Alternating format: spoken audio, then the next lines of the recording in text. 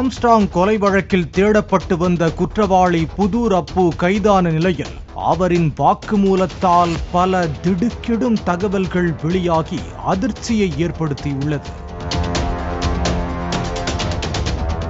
மறைந்த பகுஜன் சமாஜ் கட்சியின் முன்னாள் மாநில தலைவர் ஆம்ஸ்ட்ராங் கொலை தொடர்பாக 28வது நபராக டெல்லியில் வைத்து புதூர் அப்புவை தனிப்படை போலீசார் கைது செய்தனர். புதூர் அப்புவிடம் போலீசார் நடத்திய விசாரணையில் பல தகவல்கள் வெளியாகின. கடந்த 2021ஆம் ஆண்டு புதூர் அப்பு சிறையில் இருந்தபோது சம்போ செந்திலின் கூட்டாளிகளுடன் ஏற்பட்ட பழக்கத்தின் மூலம் சம்போ செந்தில் அறிமுகமானதாகவும் தெரிவித்துள்ளார். மயிலை சிவாவின் கூட்டாளியான தான் அவர் விட்டு போன நாட்டு வெடிகுண்டு சப்ளை செய்யும் தொழிலை செய்து வருவதாக சம்போ செந்திலிடம் கூறியதாக புதூர் அப்பு வாக்குமூலத்தில் தெரிவித்துள்ளார்.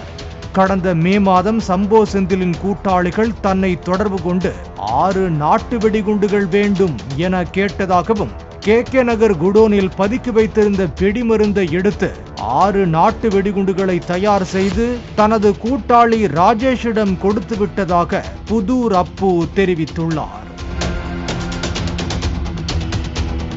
அந்த வெடிகுண்டுகளை ராஜேஷ் என்பவர் மூலம் வழக்கறிஞர் ஹரிஹரன் மற்றும் மொட்டை கிருஷ்ணன் ஆகியோர் வழியாக அருளிடம் கொடுத்து கொலை சம்பவத்திற்கு எடுத்துச் சென்றது தெரிய வந்துள்ளது.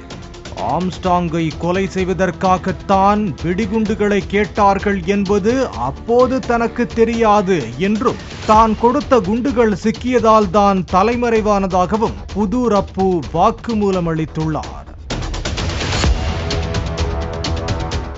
ஆம்ஸ்ட்ராங் துப்பாக்கி வைத்திருப்பதால் துப்பாக்கியால் சுட முயன்றால் வெடிகுண்டை வீசி கொலை செய்ய திட்டம் தீட்டப்பட்டதும் விசாரணையில் தெரிய வந்துள்ளது.